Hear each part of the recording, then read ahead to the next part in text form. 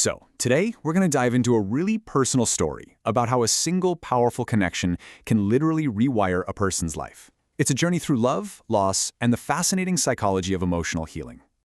You know, this one sentence, it's really the heart of the whole story. It taps into this universal human need we all have, to be seen for who we really are. For the narrator of this story, that feeling didn't come until he was 23 years old, and it changed absolutely everything. That experience with a woman named Celta is what we're going to explore. To really get why being seen was such a big deal, we have to go back to the beginning and understand what it feels like to be invisible. Our narrator's story starts in a home that just didn't have that emotional safety net, creating what psychologists call an insecure attachment.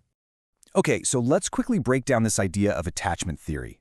On the left, you've got secure attachment. That's when a caregiver is like a safe harbor, a consistent source of comfort. But on the other side, you have insecure attachment, which happens when that care is unpredictable or worse. And what that does is it can build this deep-seated belief that, you just can't count on people, or maybe that you're not even worthy of being loved in the first place. And this wasn't just some abstract theory for our narrator. This was his actual reality. It wasn't one big traumatic event. It was this constant quiet feeling of being completely ignored. That kind of parental indifference created the perfect storm for insecure attachment, leaving him with this core wound of just feeling invisible. So, what did this actually look like in his day-to-day life? Well, this emotional neglect showed up in some really painful ways. Even though he was smart and had this extroverted personality deep down, he was just trapped by this crippling social anxiety and a sense of low self-worth. He felt like he had to hide, convinced that his real self just wasn't good enough to be seen. But then, something happened. In January of 1990, everything started to change.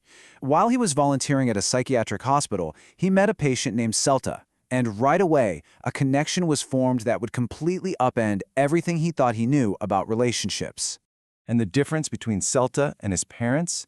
It was night and day. It was staggering.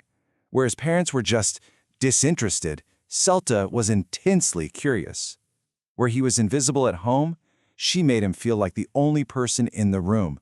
And it wasn't about judging him or sizing him up. It was just pure, genuine interest in who he was. This is it. This is the moment the healing really starts. Her attention was like the perfect antidote to a lifetime of being ignored. Can you imagine being listened to with that kind of intensity for the first time? It was revolutionary. It's what therapists call a corrective emotional experience. Basically, a new positive experience that starts to repair the damage from all the old negative ones. And the effect this had on him was just huge. Her presence didn't just make him feel good, it fundamentally changed how he saw himself.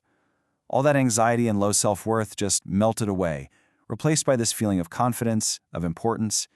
He wasn't just being seen by her, he was finally starting to see himself through her eyes. But a powerful first impression is one thing. Real healing? That takes time and consistency. And Celta provided that steady, reliable connection that is the absolute foundation of a secure attachment.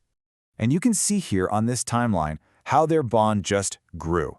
It wasn't about big, dramatic moments. It was built on small, consistent acts of connection. From that first meeting, to quiet afternoons in the botanical gardens, to this daily ritual of saying, "I love you" on the phone, every single step just reinforced this growing sense of safety. And all these little things, the daily calls, her handwritten letters, her almost psychic ability to know when he was hurting, they were like bricks, building this wall of security around him. Every one of them sent the same message: "I'm here for you. You are safe with me." And that was something he had never, ever felt before. Okay, but let's be real. When affection is this intense, this fast, you gotta ask a pretty important question, especially if you're not used to healthy love. Is this for real? Or is it a form of manipulation, something known as love bombing? Let's break down that difference. So what is narcissistic love bombing? It's not love at all. It's a tactic. It's this overwhelming, over-the-top display of adoration that's used to gain control. And it always follows this really predictable destructive pattern. First, they idealize you, then they devalue you, and finally they discard you, leaving you completely broken. And when you put them side by side, the difference is just so clear, isn't it? Love bombing is all about control and serving the narcissist's needs. Celta's love, though, was completely focused on him. Her delight was in who he was, and her concern was for his well-being. It wasn't a performance. It was just who she was, consistently. And get this, people actually warned him about Celta.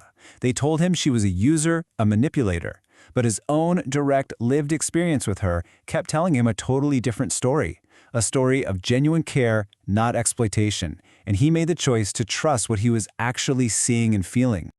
Now, their time together was tragically short, but the secure foundation Celta helped him build, well, that became a permanent part of who he was, a real testament to the lasting power of their connection.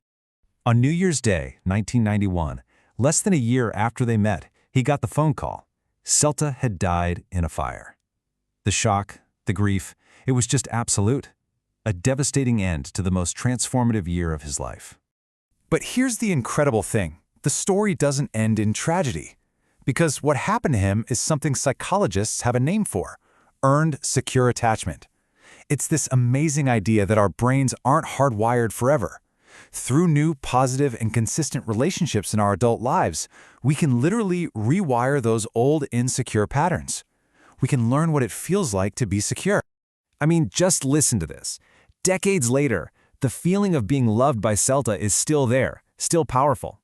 That one single year of being truly seen and valued gave him a whole new internal blueprint. It didn't just make him feel good in the moment. It permanently installed this core belief that he was, and is, worthwhile. So that's the question we're left with, right? This story really suggests that maybe the depth and the quality of a connection matter more than how long it lasts. That 1 year of consistent, genuine, healing love was powerful enough to undo more than 2 decades of invisibility, leaving behind a lesson that would truly last a lifetime.